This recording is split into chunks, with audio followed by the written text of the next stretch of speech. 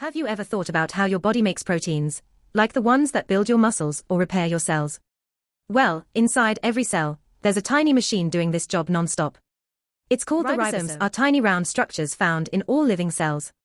Their main job is to make proteins, the building blocks that help the cell grow, repair, and stay healthy. Ribosomes are like tiny factories inside every cell. Their job is to read the instructions from mRNA and build proteins using amino acids, just like assembling beads to make a necklace. Now let's see how ribosomes are found in both kinds of cells, prokaryotes and eukaryotes. Even though both have ribosomes, they are a little different. In prokaryotes, like bacteria, ribosomes float freely in the cytoplasm. But in eukaryotes, like plants and animals, some ribosomes float freely and some stick to the endoplasmic reticulum, forming the rough endoplasmic reticulum.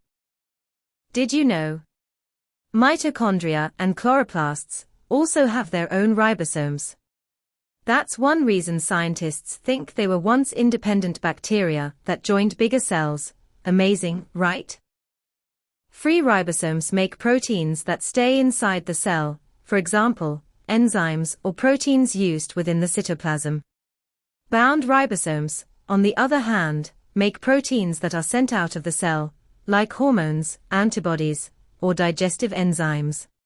The ribosomes in prokaryotic cells are known as 70S ribosomes. The S stands for Svedberg unit, which tells how fast particles settle during centrifugation. A prokaryotic ribosome has two subunits. Large subunit, 50S. Small subunit, 30S.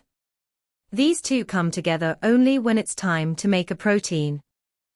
Think of the 30S subunit as the reader. It reads the message from mRNA. The 50S subunit is the builder.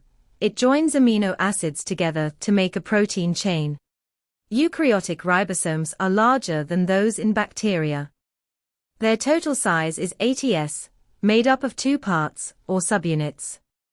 A large subunit, 60S, and a small subunit, 40S. These two come together only when it's time to make a protein.